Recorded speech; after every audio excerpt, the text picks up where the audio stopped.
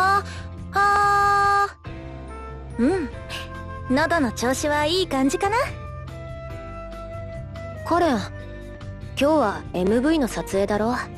それでも君は本気で歌うつもりなのかい？もちろん。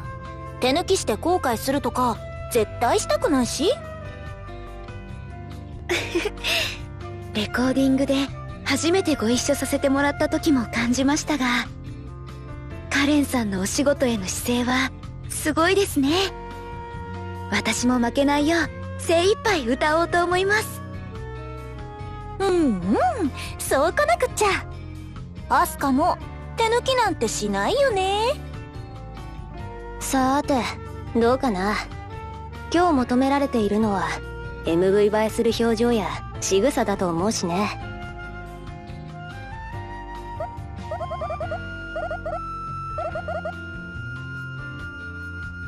任せて。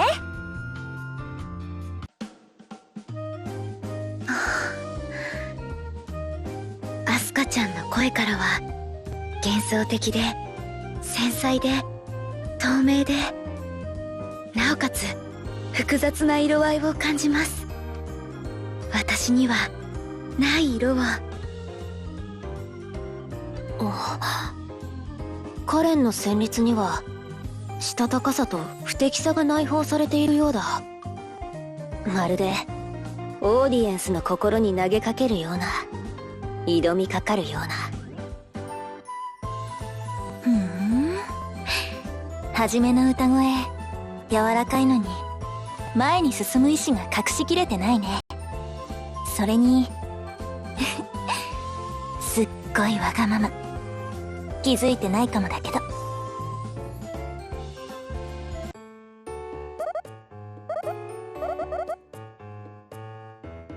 このくらい造作もないさと言いたいところだけど、僕らの魂が響き合った競争に新たな陥落があったのは認めざるを得ないな。たくも楽しかったんだったら素直に楽しかったって言ったらいいのに。でも確かに手応えみたいなのはあったね。うまく言えないけどさ。そうですね。きっと良い作品になるのではと思います。スタッフの皆さん、今日はありがとうございました。仕上げをどうかよろしくお願いします。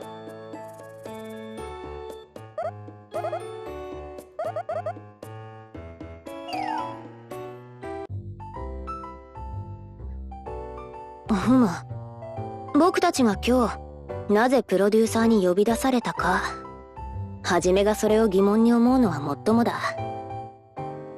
だが解せないことといえばそれだけじゃないね。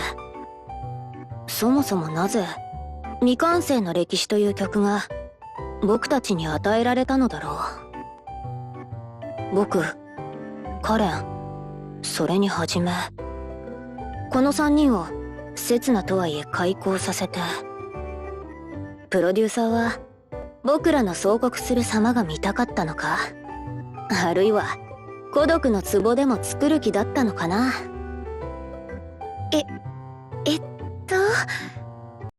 アスカちゃん、壺がどうかしたんですか？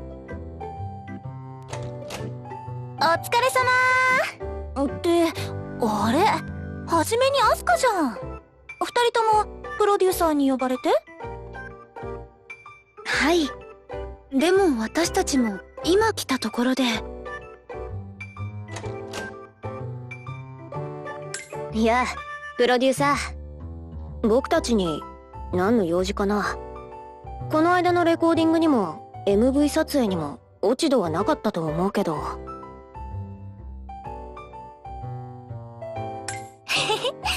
ま、当然でしょ。それならよかったです。じゃあ今日は撮り直しとかそういうわけではないんですね。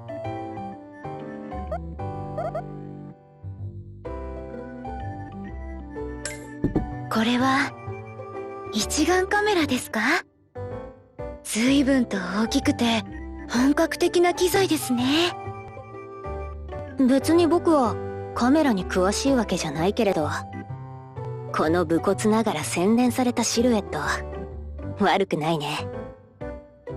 愛子がっていうより椿さんが好きそうなやつだね。でこれで撮ってもらおうっていうのは？っ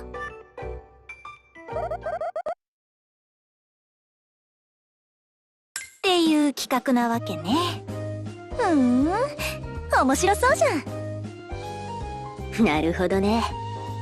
普段は被写体である僕たちが撮影する側、いやオブザーバーになるってわけかい？私は撮影する側の経験はありませんが、プロデューサーさんからいただいた信頼に応えられるようしっかりとやり遂げてみせます。余裕任せてよ。私は自撮りも SNS 用の撮影も慣れてるし、まあ携帯のカメラだけどさ。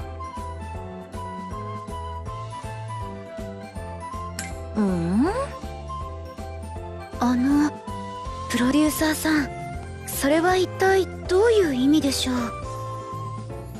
やれやれ、君は時々曖昧なことを言うな。本当にね。そのうち痛い目見るよ。あ、そうだ。アスカとはじめ、ちょっと耳貸して。ゴニョゴニョゴニョゴニョ。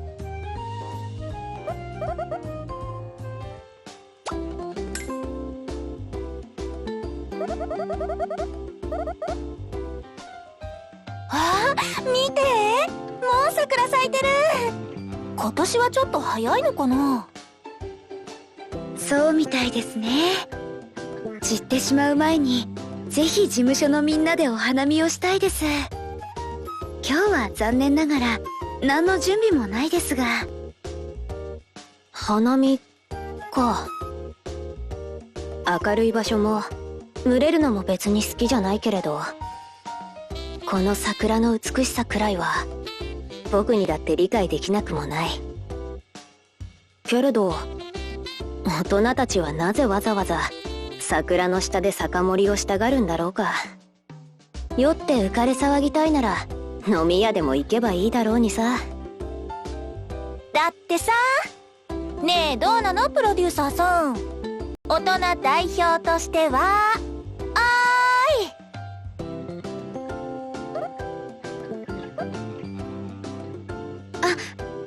プロデューサーさん、やっぱり私自分のカバンは自分で持ちますから。こらはじめ、甘やかしちゃダメ。プロデューサーさんはもっとキビキビ歩いてよ。ああ、今日の荷物持ち兼カメラマン役を承諾したのは他でもないプロデューサーなんだ。その役割は全うしてもらわなくては困るな。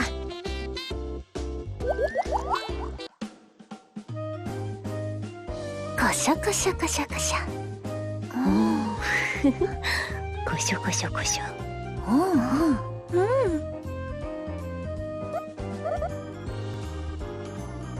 ねえねえプロデューサーさん、未完成の歴史の CD 特典用に私たちの今を私たちで撮ってこいっていう話だったけどさ。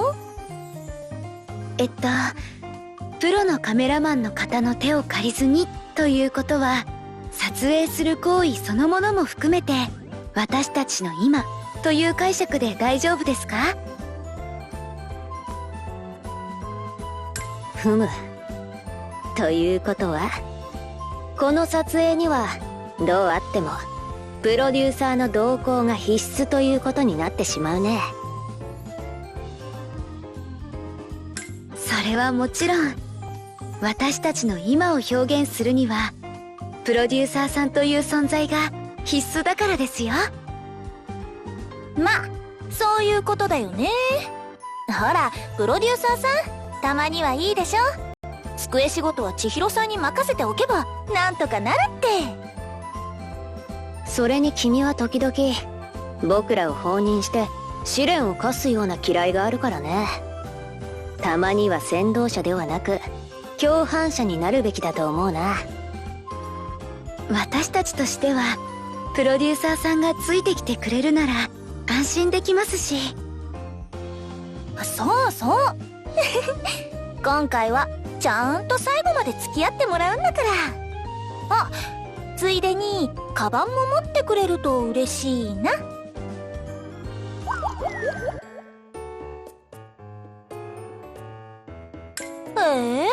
別に大したものは入ってないよ。ペットボトルとコスメ一式とみんなのおやつと、あと寒いかもしれないから予備の上着とか。光栄に思うがいいさ、プロデューサー。己の大事な荷物を預けるということは、それだけ信頼をしていると宣言しているようなものだからね。事務所を出てからだいぶ歩いてきましたし、この辺で休憩がてら撮影をしてみませんか？ま、そうだね。桜も綺麗だし、ロケーション的にもいいんじゃない？僕も構わないよ。もとより当てなどない放浪だ。方角だけはプロデューサーに委ねたけれど。ではプロデューサーさん、すみませんがシャッターをお願いします。やっぱり最初は3人で写りたいですし、通行人の方に声をかけてお願いするのはちょっと気遅れしますので。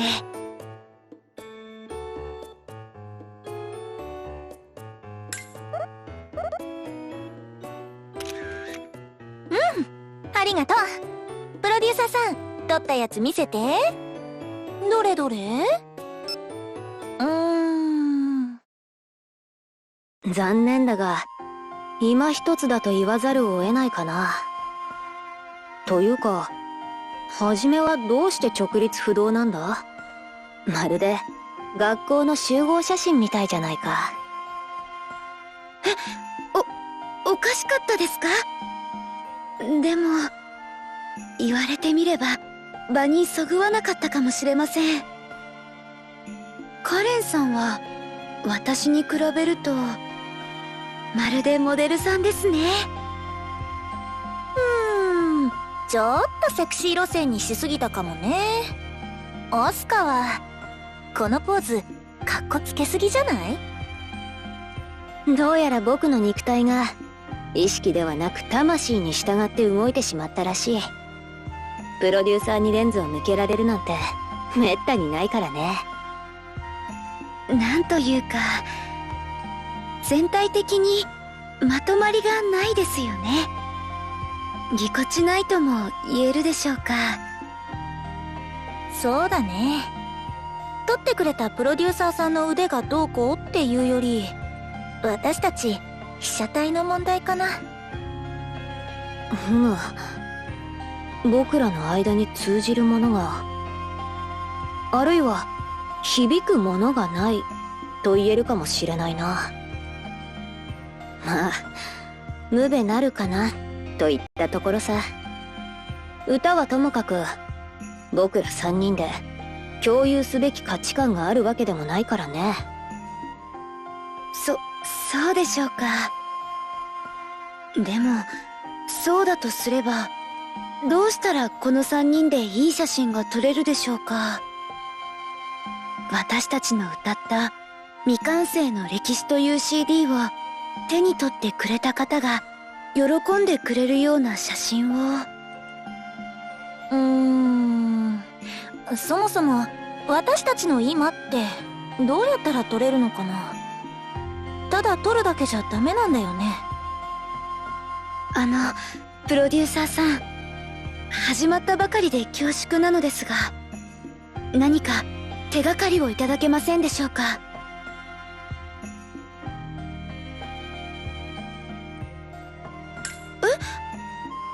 あれ？あそこにいるのって。それ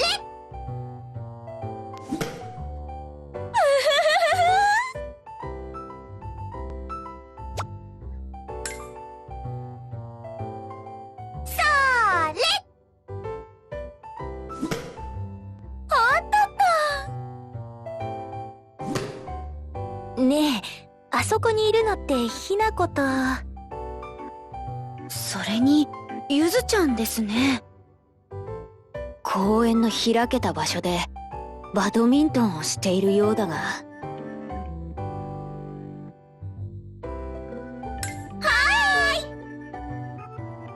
呼ばれて参上、来たみゆずでー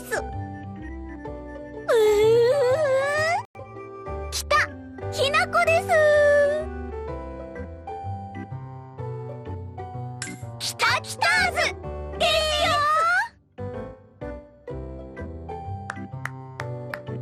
わ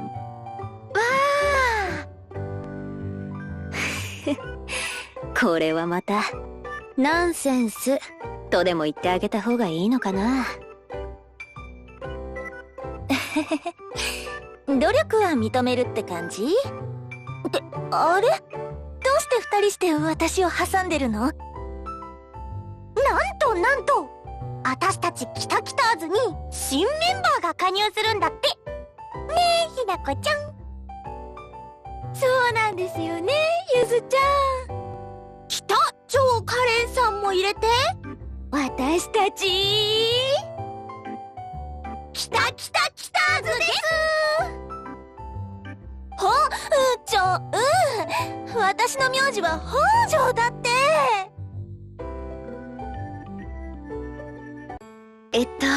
ところでゆずちゃんとひなこちゃんはどうしてここに？ま、大方プロデューサーからの差し金だろう。違うかい？さっすがアスカちゃん、いい感してる。いやー、待ってる間暇すぎてバドミントンしたり名乗りの練習とかしちゃってたよ。プロデューサーさんから聞きましたよ。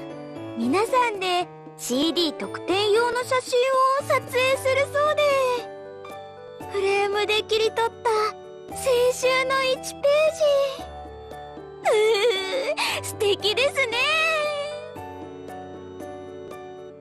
ね。青春か。やれやれ、そういう青臭い仕事のつもりはなかったんだが。私たち3人って今まで特に仲良くしてたってわけでもないし、似通ってるところがあるわけでもないからさ、どういう写真にしたらいいのかちょっと困ってたんだよね。なるほどね。だったらさ、頭で考え込むより体を動かしながらじゃんじゃか撮った方が楽しいって、こういうのは。ゆずちゃんらしい元気で愉快な発想法ですね。確かにその軽妙さは僕たち3人には特に欠けている要素かもしれない。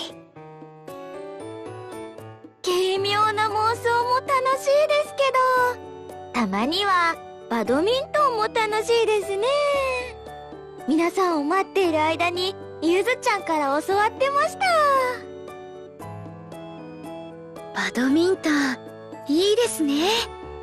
天気も良いですし、体を動かすのとても楽しそうです。はあ、はじめってばあんな顔して熱血キャラなんだから。あれ、アスカはやらないの？あまり気乗りしないな。昨日は遅くまでドボルザークにふけっていたんでね。積極的に体を動かしたい気分じゃないのさ。ったく、かっこつけちゃって。それじゃやる気が出るように賭けでもしよっか。ベタだけど負けた方が勝った方の言うこと聞くってやつ。へえ、その提案後悔してもらおうかな、カレン。そうこなくっちゃ。あ、そうだ、はじめも賭けに参加してもらうからね。賭け？何の話ですか？こんな遊びに付き合うなんて僕もつくづく甘ったるくなったな。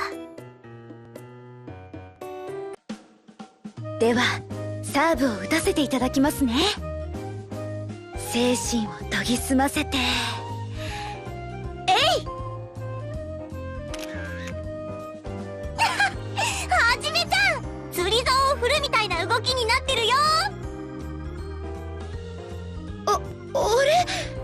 前教えていただいた動きを思い出そうとしたのについ。カレンさんとひな子の運命の対決です。勝った方が表彰台で待つ王子様と結ばれるんですよ。ちょっと何それ。いつの間にか私の知らないゲームが始まってない？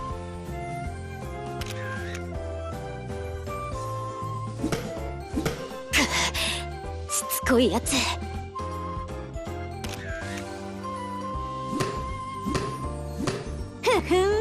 どうしたどうした。そんなんじゃゆずちゃんの無限ラリー大作戦は破れないぞ。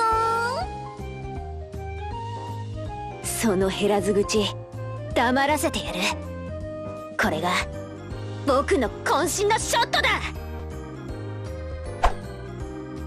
残念、アウトー。っていうかプロデューサーさん、避けて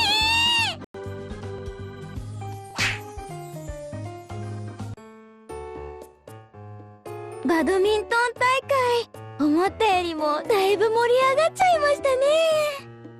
プロデューサーさん、さっきのは大丈夫ですか？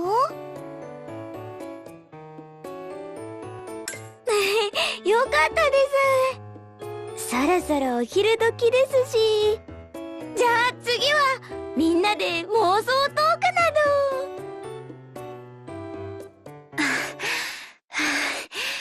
すみません、ひなこちゃん。まだ勝負の決着がついていないんです。もう一回だ。遊びだからって負け越したままで終われるか。私も望むところです。お手合わせをお願いします。ああ、アスカったらすっかり燃え盛っちゃって。青春青春などと言いながら、アスカちゃんを焚きつけたカレンちゃんはまったりとお茶をすするのであった。丸。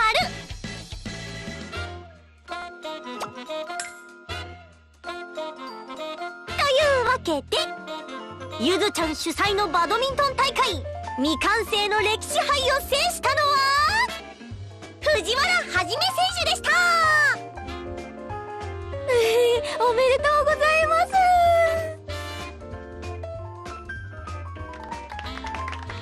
ありがとうございます。日頃鍛えた足腰が物を言ったようです。バドミントンの技術だけなら僕たち3人の実力は拮抗していた。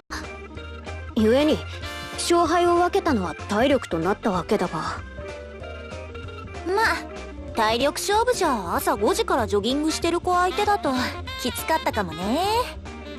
それではじめは私とアスカに何をさせる気なのかな。ああ、そういえばそんな話もありましたね。勝負に必死で全然考えていませんでしたけど。はじめさん、いいですね。ひなこも王子様にあんなことこんなことお願いしたいです。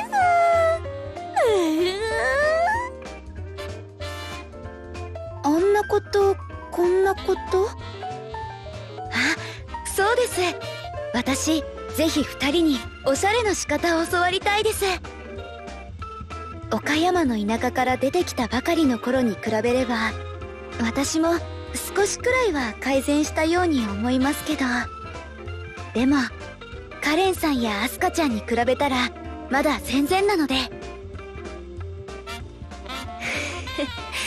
なんだ、そんなことでいいのかい？オッケー、任せて。じゃあ一旦事務所に戻ろっか。はい、よろしくお願いします。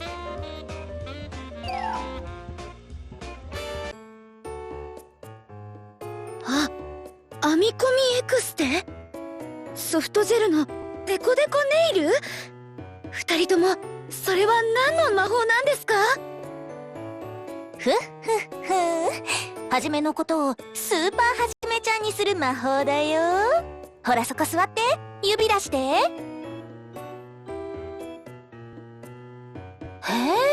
これが陶芸家の手か。あ、やだ、うっそ。手首の関節柔らかい。髪質も栄養豊富で健康的だな。いじりがいがありそうだ。アスカちゃん、カレンさん、いきなりこれはハードルが高すぎるのでは？何事も経験というやつだよ、はじめ。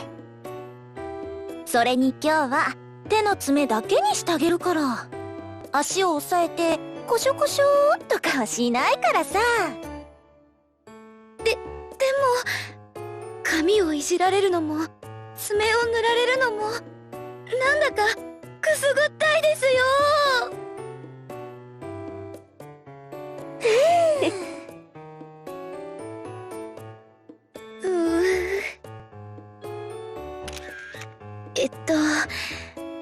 あのどうですか、ゆずちゃん、ひなこちゃん。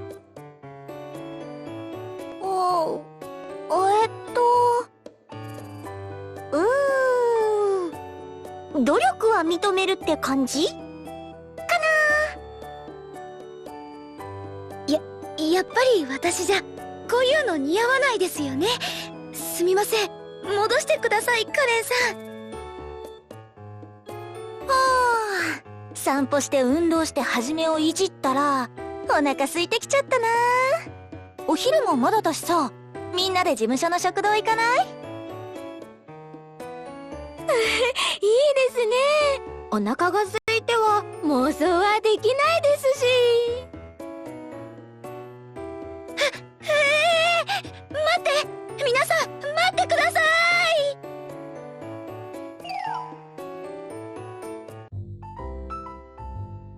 今日のゆずちゃんはランチの A セットにしてみました。おかずはコロッケとミートボールだって。あれ、ゆずちゃんお揃いですね。私も A セットにしたんですよ。カレンさんは？私は BLT セットだよ。ポテト付きの。カレンさんだけ違うんですか？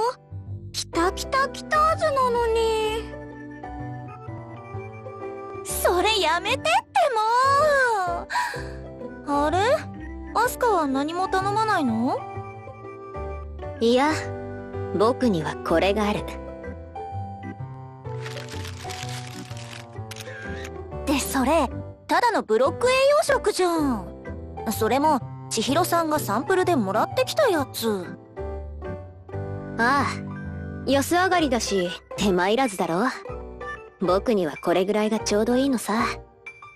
それにはじめだって注文しなかったみたいじゃないか。ああ、実は私寮からタケノコのおにぎりを持ってきていて。でも私の場合、今日は思ったより運動したのでちょっと足りないかもって思ってるんですけどね。じゃあはじめちゃんに私のミートボールあげちゃう。いつかのかまぼこのお返し。ありがとうございます。そういえばあの時もこの食堂でゆずちゃんとご飯を食べながらどうしてアイドルになったのかなんてお話ししましたよね。ああ、したね。私はスカウトされて楽しそうだからで、はじめちゃんは自分になかったものを探しに来たんだっけ？そうですね。見つけられたかどうかまだわからないですけど。はじめさんたちはそんな感じだったんですね。ひなこの場合はどこかにいるひなこの王子様に見つけてもらいたくてでしたけど。それで言うなら僕は見出された側かな。僕の魂の音色がプロデューサーの魂を捉えてしまった。それだけのことだけどね。私もまあスカウトってやつだったな。最初は断ったんだけどね。プロデューサーさんったら強引でさ、参っちゃったよ、ほんと。カレンさん、スカウトを断ったりしたことがあるんですか？意外です。カレンちゃんだったら、私ならスカウトされて当然って感じとか言いそうなのにね。ああ、まあそれは。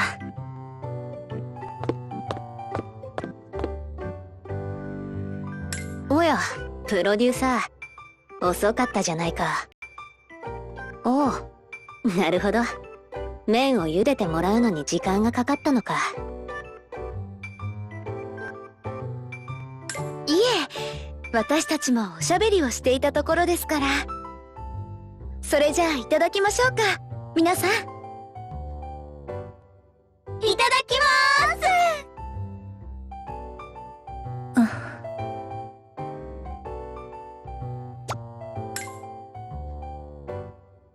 ごちそうさまでした。美味しかった。ごちそうさまでした。あ、プロデューサーさんたちの食器とトレイはひなこたちが片付けちゃいますね。じゃあ行こっか、ひなこちゃん。この後私と一緒にレッスンだしね。みんな撮影頑張ってね。ゆずちゃん、ひなこちゃん、ありがとうございました。まったねー。さて、ご飯も食べたし、ちょっとさ、これまでに撮ったのを見返してみない？プロデューサー、先ほどデータの保存がてらプリントアウトしていただろう。見せてくれるかな？散歩の場面、運動の場面、語らいの場面、食事の場面。ゆずちゃんたちのおかげで使えそうな写真も増えてきましたよね。はじめをスーパーはじめちゃんにした場面とかね。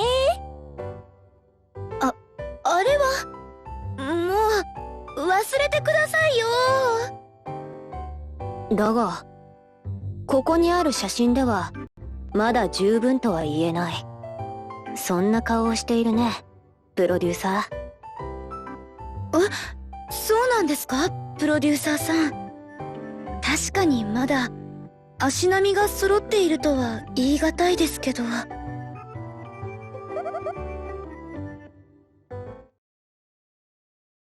今回の曲、未完成の歴史に合うような一枚ってこと？しかし、歴史というのは過去の積み重ねだろう。対してカメラで切り取れるのは今というほんの一瞬だけでしかない。そうですね。写真に写らなくても記憶を遡ることはできます。そしてそれを今に表現することも。ですが、でもさ、私の昔話なんてあんまり聞かせたいものでもないかな。つまんないし。僕も同感だね。私ももちろん互いに胸筋を開くことは大事だと思うんですが。アスカだけじゃなく、はじめもこっち側なんだ。ちょっと意外。珍しく3人の意見が一致したね。つまり僕もカレンもはじめもそれぞれに思うところはある。自分の過去、己の歴史というものについて。過去と未来、未完成の歴史。すみません、少し考えさせてもらっていいですか？振り返るための時間が欲しくて。いいんじゃない？私もご飯食べたらお腹に血が回っちゃったみたいだし、ちょっと散歩でもしてこようかな。僕も構わない。ではまた後ほど。プロデューサーもね。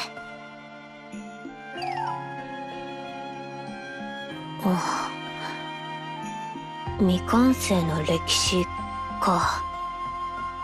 MV 撮影やレコーディングでも感じたことだが、歌声を重ねれば嫌でもわかる。カレンもはじめも一山いくらのモブではないってことくらい、それぞれの世界を持つ侮りがたい存在だ。はじめもアスカも過去歴史を積み重ねて自分なりの道を歩んできている。私とは全然違う道を。でも負けたくないよね。負けたくないと思います。ですが、私のこれまでの道は正しいと言えるのでしょうか。カレンさんやアスカちゃんが正しかったとしても、私はもしかしたらいい機会なのかもしれません。少しだけ立ち止まって振り返ってみましょう。自身の過去というものについて。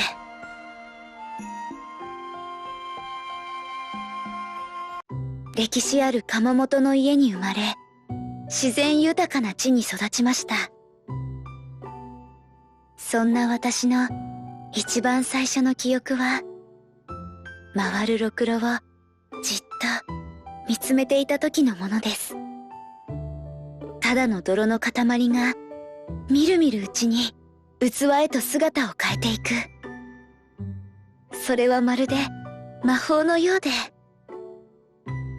泥が皮膚の奥にまで染みついたおじいちゃんの手は、私にとって魔法使いの手のようでした。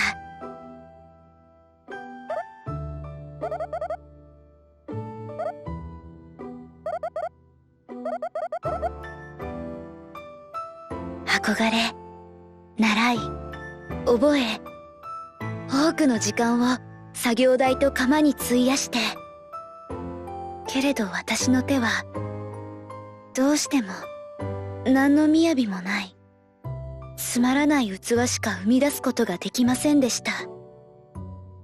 こんな自分では陶芸家になんてなれやしないと、おじいちゃんの期待に応えられないと、そう思い込んで、つまらない自分を変えてくれる何かを窯の外に求めて、清水の舞台から飛び降りるように切実に、あるいは逃げるように、私は故郷を飛び出しました。そしてプロデューサーさんと出会いました。周囲を煩わしいと思うようになったのはいつからだろう。あるいは生まれ落ちたその瞬間から、僕を囲む世界は僕にとって騒がしいものだったのかもしれない。小学校の頃はよく図書室に入り浸っていた記憶がある。別に本の虫ってわけじゃない。どこもかしこもやかましい小学校で、一番落ち着ける場所が死後禁止の図書室だっただけの話さ。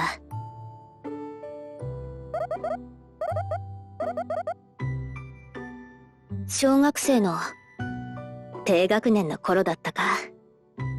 比較的仲がいいと思っていた当時のクラスメートからそんな評価を頂戴した。彼女が本当はどんな気持ちで僕をそう評したかは知らない。けれど言われた僕の側はあまり悪い気はしなかった。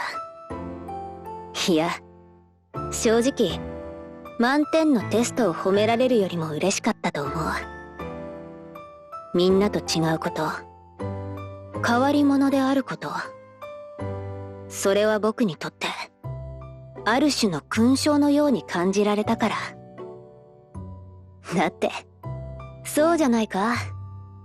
モブでなんかいたくない。背景の雑音になんかなりたくない。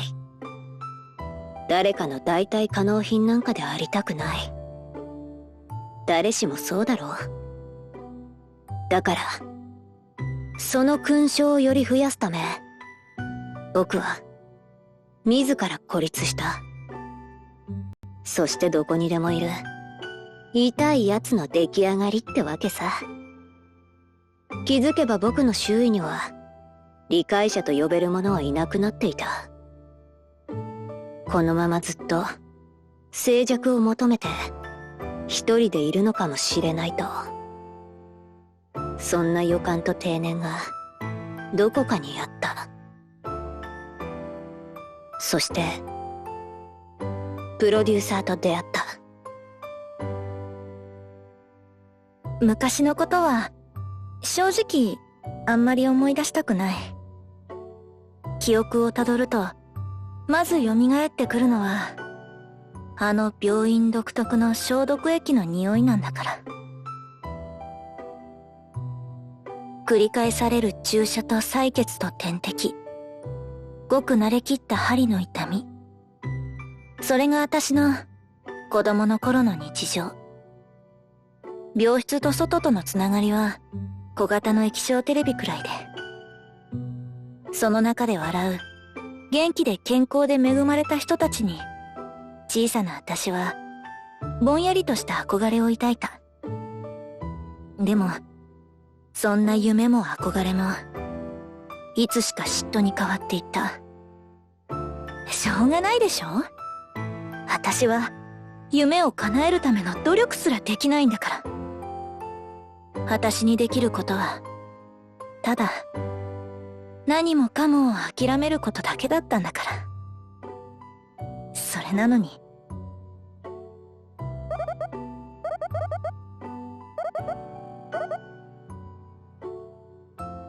なんて言われていきなり放り出されても、体が治ったからって諦めることに慣れた心まで元通りになるわけないのに。あの頃の私は最低最悪でひねくれて、もう人生嫌になっちゃってて。そしてそんな時プロデューサーさんと出会った。ただ腐ってるばかりだったあの時間も全部レッスンに使えてたら、今頃もっと上にまで上り詰めていられたかもしれないけれど。僕は痛いやつだから、過去も今も痛いことを積み重ねていくのだろうけれど。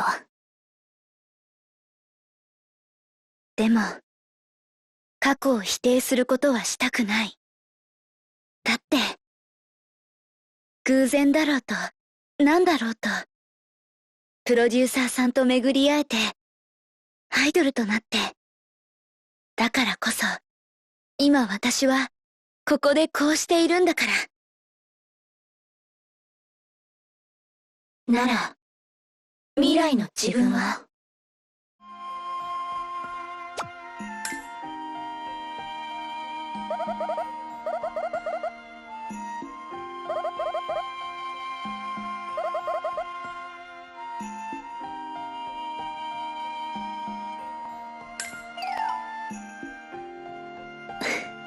君か。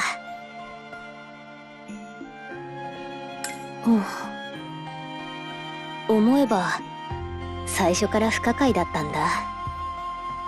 君はどうして僕たち3人に未完成の歴史という曲を与えたのかってね。トドのつまりこういうことだろ。プロデューサーは僕たちがそれぞれに歩む道、3つの歴史が交差するその瞬間を見たかったわけだ。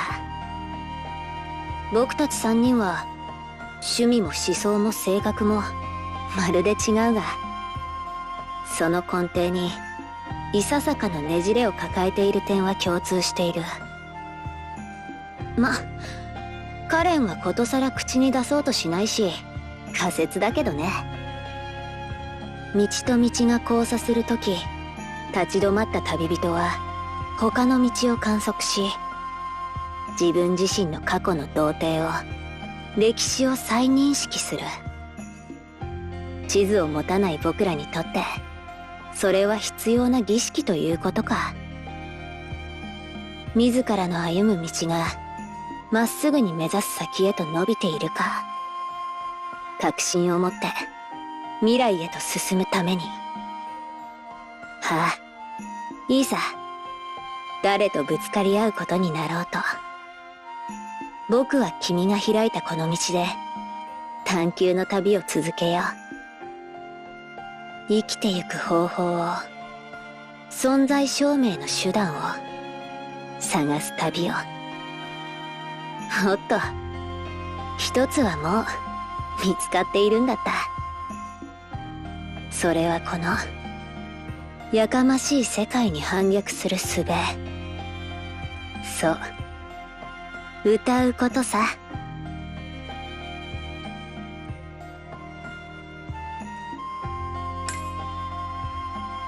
お、プロデューサーさん。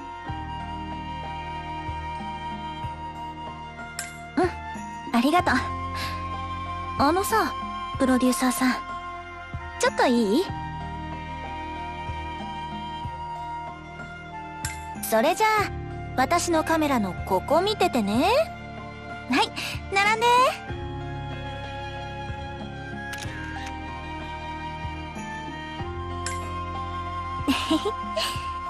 今日は写真何枚も撮ったけど、プロデューサーさんとは撮ってなかったなって思ってさ。プロデューサーさんにはさ、私のダメダメだった頃をいろいろ知られちゃってるわけだけど、そういうのもちゃんと忘れないでいてね。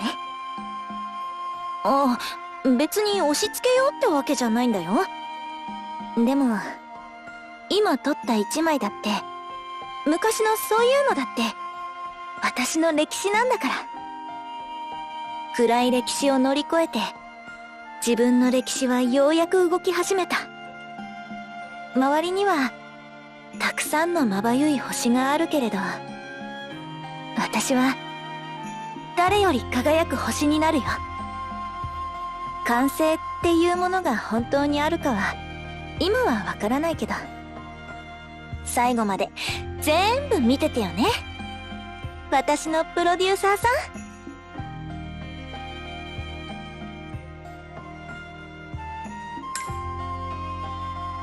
プロデューサーさん、わざわざ迎えに来てくれたんですか？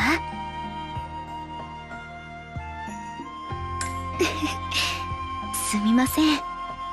ありがとうございます。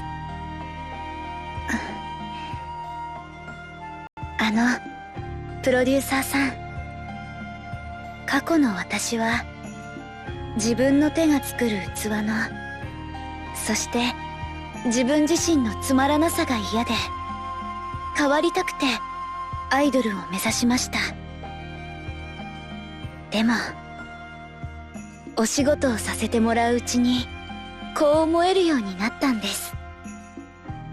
自分にはつまらないわけじゃない部分や、このままでそのままでいい部分がたくさんあるかもしれないって。きっと私の藤原はじめの自分らしさって、長い長い陶芸の歴史がつないできた精神性を現代に生きる私なりに受け継いだものなんだと思います。そしてですね、アイドルになれた今でも過去の私と一続きの道を歩めていると、そう思えるのはプロデューサーさんが私を大切に育ててくれているから。だから改めて私に出会ってくれて本当にありがとうございます、プロデューサーさん。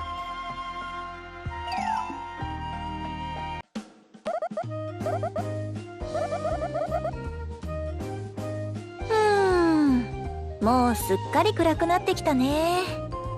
早起きのはじめはそろそろ眠いんじゃない？実を言うと少しだけいろんなことがあった一日でしたから。おや、そうかい。僕の方はようやく目が冴えてきたところさ。桜の花も月明かりの下の方が映えるというものだね。確かにね。それじゃあ最後の一枚はここで撮ろうか。っていうか、そっか、これで最後か。今日はとっても楽しかったですけど、でも明日からは。そうだね。僕たちには次の仕事やレッスンが待っている。それぞれ別の新しい出来事が。プロデューサーさんの話だと、このメンバーで一緒の仕事って当分予定がないみたいだしね。っていうことは、次はライバル同士としてぶつかり合うことになるかもしれないんですね。アイドルって面白いよね。ユニットとして互いを高め合うこともあれば、ライバルとしてぶつかることもできる。そしてもっとおかしなことに、生まれや境遇、積み重ねた歴史がまるで違っても、アイドルになる上では何の障害にもならない。根を詰めて精進し、自分を磨き上げることも、その過程を楽しむことも自由なんですよね。こんな風に。はじめ、シートもないのに寝転がっちゃうの？夜桜も星空もとても綺麗だったので。それに、もしゆずちゃんたちだったらこんな風に自由な方法で楽しむんじゃないかなって。はあ、実を言うと僕もそういう楽しみ方は嫌いじゃないんだ。もうアスカまで。じゃあ私も付き合っちゃおっかな。しょっと。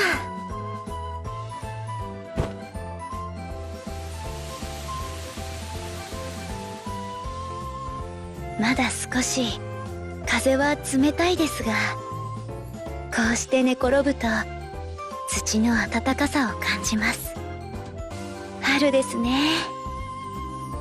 凍える季節は記憶の中でキレキレのスナップとなり、過去の己が少しだけ前に進んでアイドルとなって、今の僕らの目の前には鮮やかな花霞が広がっている。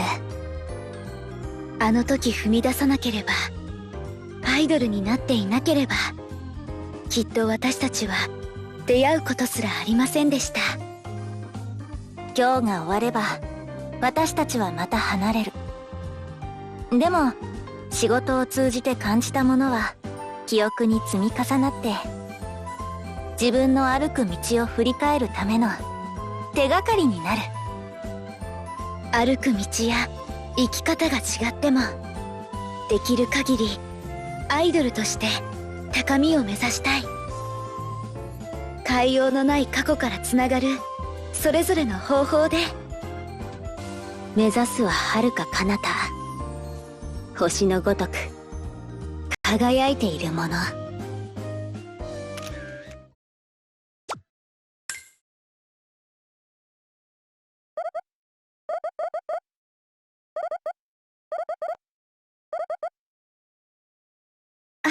ありがとうございます。言葉にできないくらい良かっただなんて、とても嬉しく思います。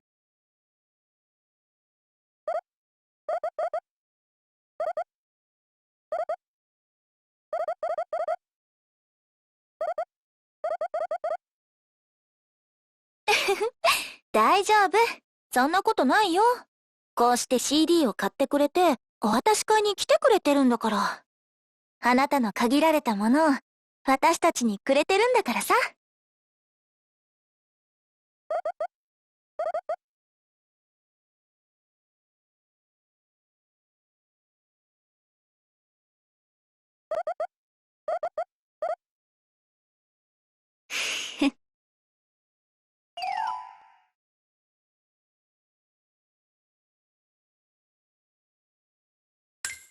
お疲れ、プロデューサーさん。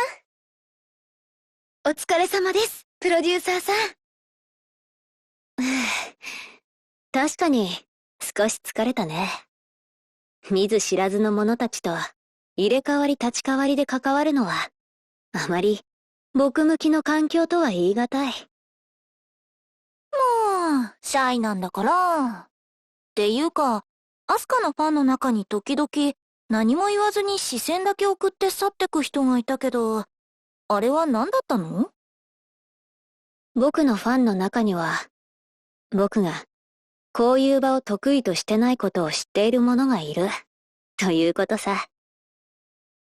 それに彼らもまた、不得手な言葉を送るよりも、目と目を通じて、僕と意思を疎通することを喜んでくれているみたいなんでね。そういうことだったんですか。素敵なファンの方々ですね。ライブで歌を披露するのはもちろんですが、こうして直接ファンの皆さんに交流させていただくのも本当に素晴らしい機会だと思います。うんうん、だよね。でもまさか CD 発売直前にいきなりお渡し会の仕事が入るとは思わなかったけど。確かに少し驚きでしたね。以前はこの3人でのお仕事の予定は当分ないと聞かされていましたから。みんな個人の仕事やそれぞれのユニットの活動でスケジュールが塞がっているからね。今日はプロデューサーがうまく調整してくれたみたいだが。平気平気。私、忙しいの嫌いじゃないし。そうですね。皆さんとお仕事できるのはやっぱり楽しいです。やれやれ。まったく。オプティミストはこれだから。少しは感謝してもらいたいね、プロデューサー。この僕をこんな風に駆り出せるのは君くらいのものだよ。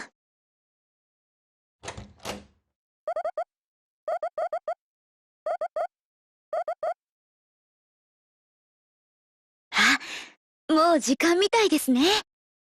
お渡し会に来てくれた人たちに新曲を披露するミニステージ。頑張りましょうね、2人とも。練習の日程、ほとんどなかったけど。はじめもアスカも、気の抜けたパフォーマンスなんかしないでよね。さっきまでのように、初対面の者たちと連続で会話することに比べれば、どうってことはないさ。それに、たとえ刹那のごとき時でも、僕の歴史はあの日から着実に進んでいる。余計な心配など無用というものだね。私も大丈夫です。むしろ MV や特典の撮影を通じて皆さんのことを知れた分、より良い歌唱ができると思いますから。それじゃあ、ステージの上でぶつけてみよっか。あの日から少しだけ未来に進んだ、今の私たち同士をさ。